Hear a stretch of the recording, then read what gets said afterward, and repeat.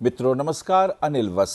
कन्या राशि, अक्टूबर का महीना। कन्या राशि जिसका स्वामी बुध होता है और बुध धैर्य का प्रतीक है, क्योंकि ये राशि धैर्य की प्रतीक है, पृथ्वी तत्व प्रधान है। और कन्या राशि वालों के लिए ये महीना किस प्रकार का प्रभाव लेके आने वाला है, हेल्थ इश्यूज कैसे रहेंगे, नुकसान क्या क्या हो सकता है और फाइनेंशियल गेन्स कैसे रहेंगे, कोई प्रमोशन वगैरह मिलेगी, इत्यादि कुछ बातों की चर्चा हम करते हैं। चलिए पहली और दूसरी तारीख की यात्रा करते हैं। चतुर्थी का श्राद्ध है पहली तारीख को और गणेश चतुर्थी का भी उत्सव है, और इसी के साथ साथ दूसरी तारीख को पंचमी का श्राद्ध है। खास करके ये दिन बहुत अनुकूल रहेगा। कोई धार्मिक कार्य का आयोजन होगा, कोई धर्म की बातें होंगी, आप उसके अंदर एक्टिविटी सक्रिय होंगी, तो ये समय आशीर्वाद लेने का है, कुछ ना कुछ लाभ होगा। 3, 4, 5 तारीख की बात करते हैं। 3 को षष्ठी का छठा श्राद्ध है और 4 को सप्तमी का श्राद्ध है। तो ये समय कुछ अनुकूलता की ओर बढ़ता हुआ, अपने ऑफिस में कुछ काम करेंगे, बिजी रहेंगे और कुछ नई खोज भी कर सकते हैं।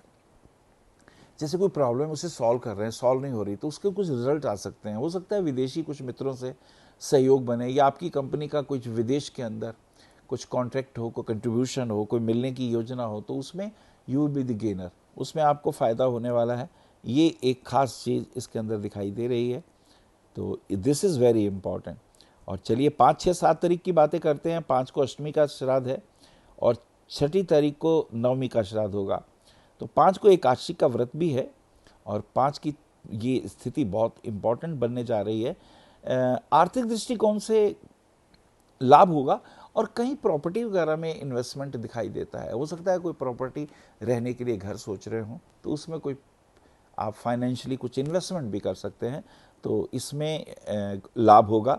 लेकिन हेल्थ के लिए ध्यान रखिएगा, स्वास्थ्य के लिए विशेष ध्यान रखिएगा। बाहर के खाने इत्यादि से आपको बचना है।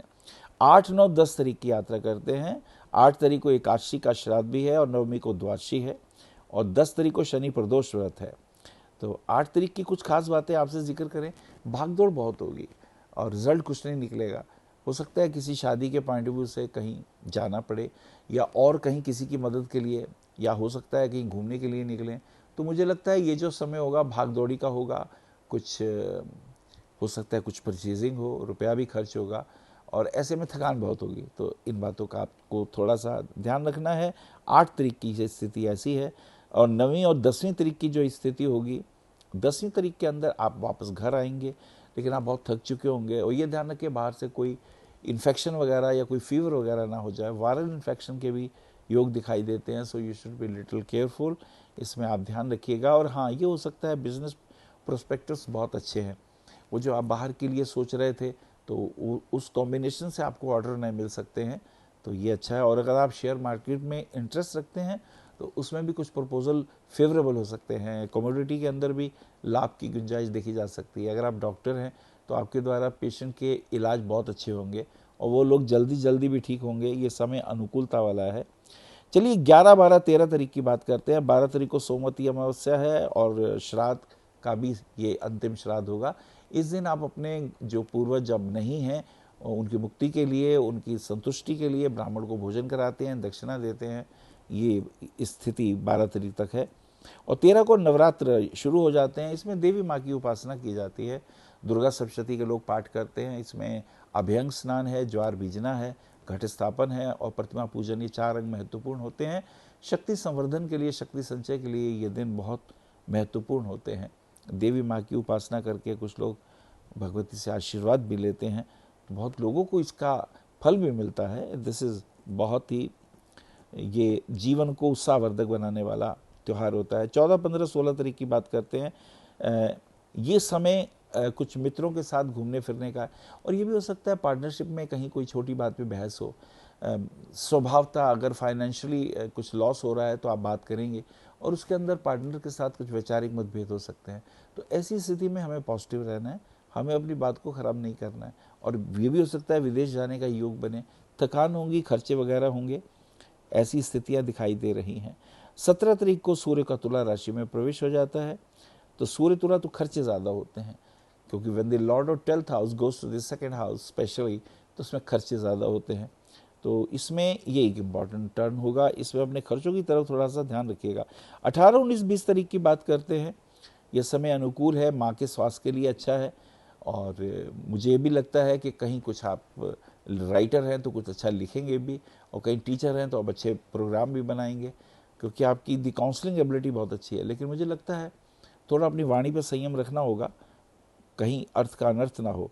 18 तारीख की स्थिति हमने देखी। 19 और 20 तारीख की बातें हमने करी। 20 तारीख को बच्चों के साथ कहीं घूमने का योग बनता है। खाने पीने में ध्यान रखिएगा। मुझे ऐसा लगता है कहीं ना कहीं घुटने में दर्द होगा, तो सवेरे मॉर्निंग वॉक जारी रखिएगा। डॉक्टर को ज़रूर दिखाइएगा, इसको इजी मत लीजिएगा, क्योंकि इस वक्त की जो स्थिति है वो रोग को बढ़ाने वाली होगी। एस्पेक्ट ऑफ सैटर्न, राहु और सैटर्न का एस्पेक्ट जब कैप्रिकॉर्न साइन पे आता है तो घुटने पे दर्द होता है और वो लंबा चलता है। उसके लिए डॉक्टर से चेकअप करा लेना अच्छा होता है।